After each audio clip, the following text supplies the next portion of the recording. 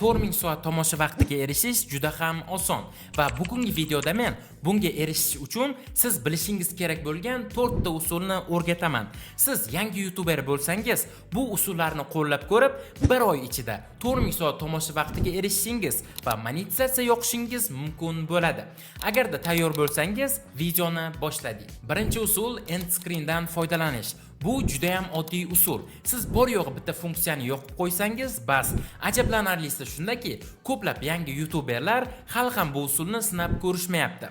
Har gal video joylaganingizda, albatta boshqa videolaringizni yakuniy ekranda joylashtiring. Bu juda ham muhim. Chunki bu orqali obunachilaringiz ketma-ket videolaringizni tomosha qilishlariga erishasiz. Bu orqali tomoshabin bir videongizni ko'radi, unga sizning videongiz yoqadi. Keyin esa ikkinchi videongizni ham u ko'radi. Hattoki uchinchisini ham ko'rishi mumkin. Bu esa tomosha vaqtini keskin oshiradi va algoritmga sizning kontentingiz odamlar tomonidan yoqimli qabul qilayotganini ko'rsatadi. Bu funksiya end screen deb nomlanadi. End screen funksiyasini yoqish uchun YouTube Studioga kirasiz va content bo'limidan videoni tanlab end screen tugmasini bosasiz. Men doim ikkita video ko'rsatadigan variantni tanlayman. Ulardan biri tomoshabin uchun eng mos deb tanlanadi.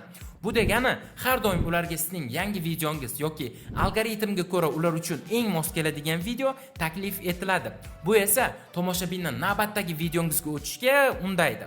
Yana qayta aytaman, bu usul nihoyatda oson, ammo hali ham ko'plab yangi youtuberlar buni sinab ko'rishmayapti. Lekin ishonchim komilki, bu sizning tomosha vaqtingizni anchagina oshiradi. Ikkinchi usul kommentariyadan foydalanish. Tomoshabinlarni video davomida fikr qoldirishga undashingiz kerak. Albatta bu yerda siz ijodkor bo'lishingiz kerak bo'ladi. Chunki iltimos fikr qoldiring deyish yetarli emas. Bu yerda hammasi tabiiy ko'rinishi kerak. Men buni bir necha usulda amalga oshiraman.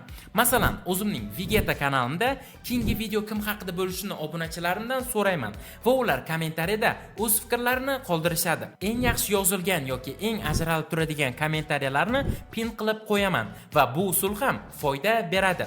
Men bu ikki usulni aniq bir maqsad bilan qilaman. Birinchidan, qancha ko'p kommentariya qoldirilsa, algoritmga videom reytingi shunchalik yuqori bo'ladi. Bu esa YouTube videomni yana ham ko'proq odamlarga rekomendatsiya qiladi degani. Ikkinchidan, men barcha obunachilarimning kommentariyalariga iloji boricha javob qaytarishga harakat qilaman va like bosib chiqaman. Bu holatda esa ularga bildirishnoma, ya'ni xabar boradi va ular yana mening videomga qaytib kelishlariga bu sababchi bo'ladi. Shu orqali ko'rish vaqti yanada oshadi.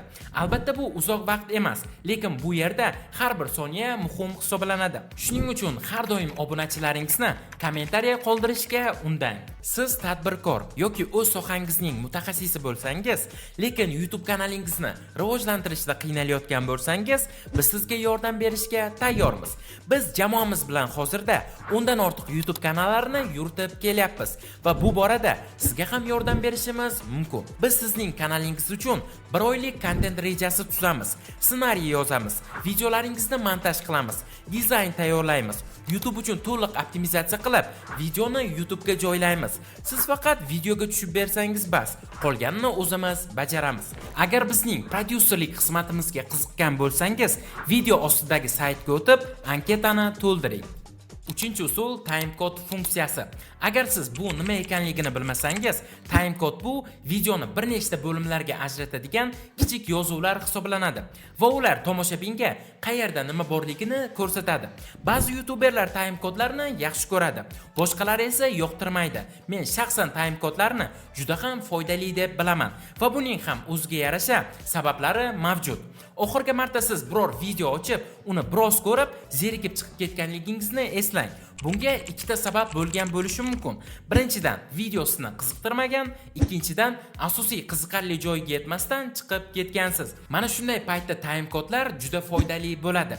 Chunki siz masalan 20 daqiqalik video tayyorlagan bo'lsangiz, tomoshabinlar har bir soniyasidan zavq ola olmaydi. Ba'zi qismlar albatta zerikarli bo'lishi mumkin. Shaxsan o'zim faqatgina 8 daqiqadan ortiq bo'lgan videolarga timecodelar ishlataman. Chunki undan qisqa videolarga timecodelar ishlatish tomosha vaqtini qisqartirib yuborishi mumkin va sizga ham aynan shu maslahatni beraman. Timecodelar bo'lmasa, tomoshabin zerikkan zahoti chiqib ketadi. Ammo agar timecodelar bo'lsa, ular chiqib ketish o'rniga navbatdagi bo'limga o'tishni tanlaydi. Ehtimol ular keyingi bo'limni qiziqarli deb topsa, videoni tomosha qilishda davom etadi. Bu esa sizning tomosha vaqtingizni oshiradi va chiqib ketishlar sonini kamaytiradi. 4-usul playlist. Har bir tomoshabin sizning videongizni ko'rayotganda ekranning o'ng tomonida har xil videolar rekomendatsiya qilinadi. Tomoshabin sizning videongizni ko'rib bo'lganida yoki zerikkanida rekomendatsiyadagi videolarni ko'rib, boshqa kanallarga o'tib ketadi. Bu esa siz uchun yo'qotilgan tomoshabinni anglatadi. Ammo bitta funksiya yordamida sizning boshqa videolaringiz rekomendatsiya qilinishi mumkin. Bu esa tomoshabinning aynan sizning boshqa videolaringizni bosib ko'rish ehtimolini oshiradi. Buning oddiy yo'li video playlist yaratish va videolaringizni u yerga qo'shishdir. YouTube Studio orqali bu juda ham oson amalga oshiriladi. Biroq e'tiborli jihati shundaki, agar kimdir sizning videongizni YouTube bosh sahifasidan ko'rsa yoki rekomendatsiyadan ko'radigan bo'lsa, bu playlist avtomatik u odamga ko'rinmaydi. Ammo bir ajoyib usul bor. Buni lifehack desa ham bo'ladi. Siz videongiz opisaniyasiga playlistning ssilkasini qo'shib qo'yasiz. Shunda tomoshabin ssilkani ustiga bosganida video bilan birga playlist ham ochiladi. Tomoshabin sizning boshqa videolaringizni yon panelda ko'radi va ularga o'tish ehtimoli ortadi. Shunday qilib, siz tomoshabinni playlistga o'tkazasiz, hatto u buni bilmasa ham. Albatta, bu usullar sizga bir kechada 4000 soat olib kelmaydi, lekin vaqt o'tishi bilan muntazam video yuklasangiz, bu sizga juda katta yordam beradi. Keyingi videongizni yuklashdan oldin bu 4 narsani bajaring va albatta sizda sezilarli o'zgarishlar bo'ladi. Ushbu usullar orqali siz nafaqat 4000 soat, balki bundan tashqari siz minglab obunachilarga va kelajakda katta daromadga ham erishishingiz mumkin. Shunchaki boshlang va harakatni to'xtatmang. Videoni tomosha qilganingiz uchun katta rahmat. Umid qilamanki, siz foydali narsa o'rgandingiz. Albatta, o'z fikringizni kommentariyalarda qoldiring. Videoga like bosib, kanalga obuna bo'lishni unutmang. Keyingi videolarda ko'rishguncha, xayr.